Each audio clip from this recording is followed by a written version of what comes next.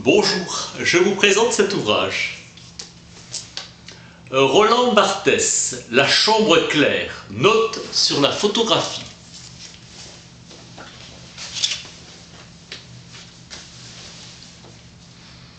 Un hommage à l'imaginaire de Sartre. Une photo du frère de Napoléon, Jérôme, les yeux qui ont vu l'empereur. Personne semblait partager cet étonnement, ni même le comprendre.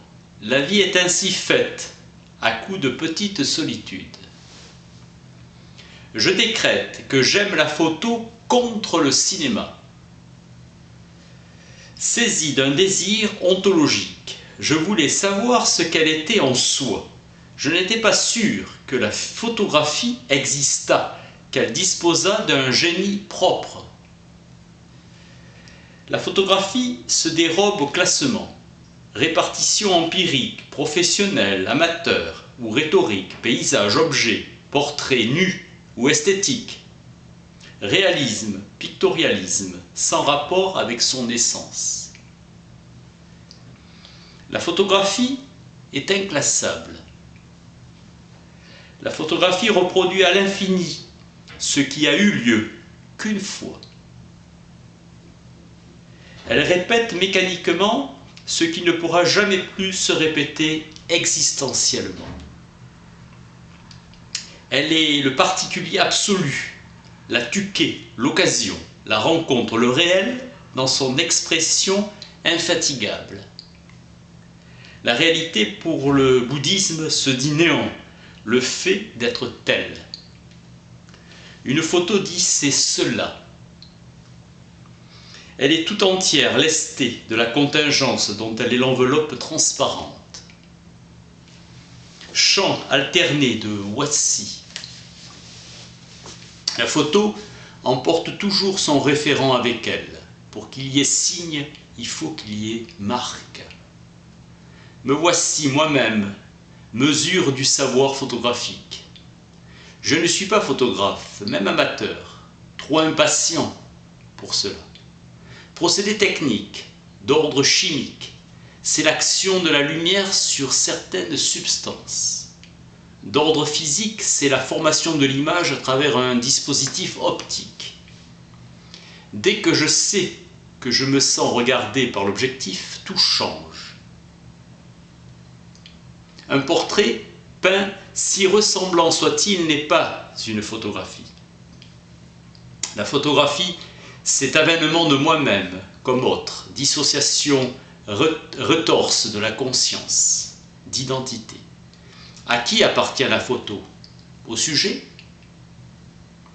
La photo-portrait est un champ clos de force. Je vise dans la photo de moi la mort. Je n'aime jamais toutes les photos du même photographe. De Stixels, j'en chante que sa photo du terminus à chevaux, New York, 1893. Telle photo m'advient, telle autre non. Principe d'aventure qui permet de faire exister la photographie. Je m'y intéresse que par sentiment. La banalité d'une insurrection au Nicaragua, de la coprésence de militaires avec des bonnes sœurs, Convincing, 1979. La vérité emphatique du geste dans les grandes circonstances de la vie. La coprésence fonde un intérêt particulier. Beaucoup de photos sont inertes sous mon regard. La photographie est une contingence pure. À la différence de l'écriture, qui par l'action soudaine d'un seul mot peut faire passer une phrase de la description à la réflexion.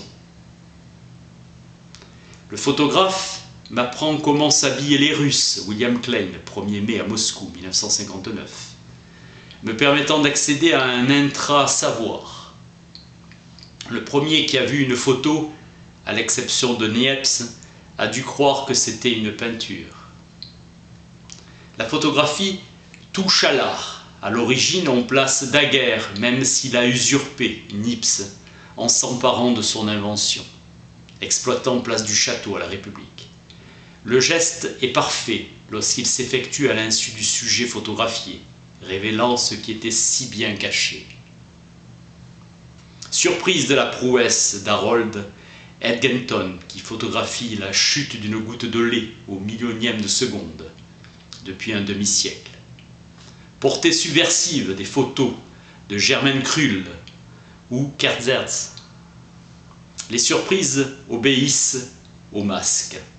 C'est le sens en tant qu'il est absolument pur, comme dans le théâtre antique. Les grands portraitistes sont des mythologues, Nadar, Sander, Avedon. Impasse de Brecht, hostile à la photographie en raison de la faiblesse de son pouvoir critique. Leif refusa les images de Kertész, car elles parlaient trop, elles faisaient réfléchir. Pour moi, les photographies de paysages doivent être habitables et pas visitables. Désir d'habitation et sens du paysage choisi par le désir, réveillant en moi la mer. L'érotique est un pornographique dérangé, fissuré. Un seul détail change ma lecture. C'est une nouvelle photo que je regarde. Un démodé me touche, comme cette photo de James Van Der Zee, les souliers à brides, un attendrissement. Le punctum ne fait pas acceptation de bon goût. Bruce Gilden, qui photographie côte à côte une religieuse et des travestis à la New Orleans en 1973. Le contraste voulu ne produit sur moi aucun effet, sinon l'agacement. La voyance du photographe ne consiste pas à voir, mais à se trouver là. Un détail emporte toute ma lecture. Photo de débile dans une institution de Lewis. Hire. Je congédie tout savoir, toute culture. Je m'abstiens d'hériter d'un autre regard. Le punctum, pour moi, ce sont les bras croisés. Je connais mieux une photo que je me souviens qu'une que je vois. Janouk disait à Kafka, la condition préalable à l'image, c'est la vue. Kafka répondit qu'on photographie des choses pour se les chasser de l'esprit. La photo me touche si je la retire de son blabla ordinaire, technique, réalité, etc. Le punctum, c'est un supplément que j'ajoute à la photo. Photo comme image immobile. Au cinéma, le personnage continue à vivre. La reine Victoria photographiée en 1863.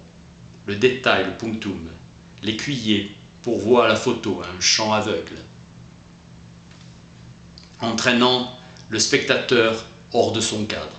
Punctum, sorte de hors-champ subtil.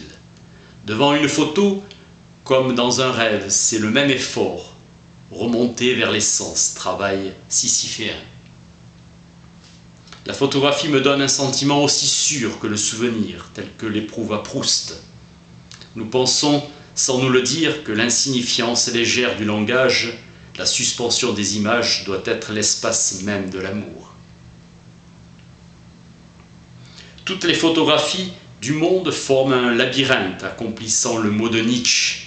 Un homme labyrinthique ne cherche jamais la vérité, mais uniquement son Ariane. Ce qui fonde la nature de la photographie, c'est la pose, terme d'une intention de lecture. On dit que ce sont les peintres qui ont inventé la photographie. Je dis non, ce sont les chimistes. La photo est littéralement une émanation du référent, image révélée en latin. La photographie dit ce qui a été. Distorsion entre la certitude et l'oubli. Certificat de présence, Nips, la table mise, 1822, et la première photo, je vais vous la montrer.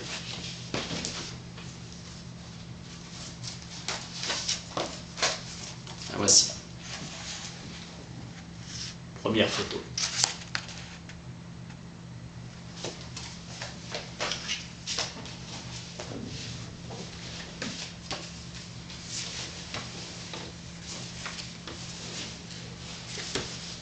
« 1822. Réel passé, une magie, pas un art. Immobilisation du temps. Si j'aime une photo, elle me trouble. La photo ne sait dire ce qu'elle donne à voir. Elle ne cache pas, elle ne parle pas.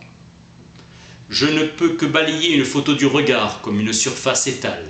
La photo est plate dans tous les sens du mot. La photo ne peut être approfondie à cause de sa force d'évidence. Le regard traverse le temps. La photo rejoint la vérité folle. Aucune profondeur, ça a été. 3 janvier 1889, Nietzsche se jette en pleurant au cou d'un cheval martyrisé.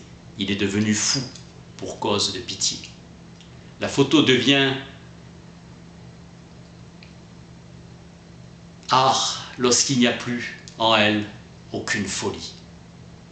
La photo peut être sage si son réalisme reste relatif, tempéré par des habitudes esthétiques, folle si ce réalisme est absolu, sorte d'extase photographique.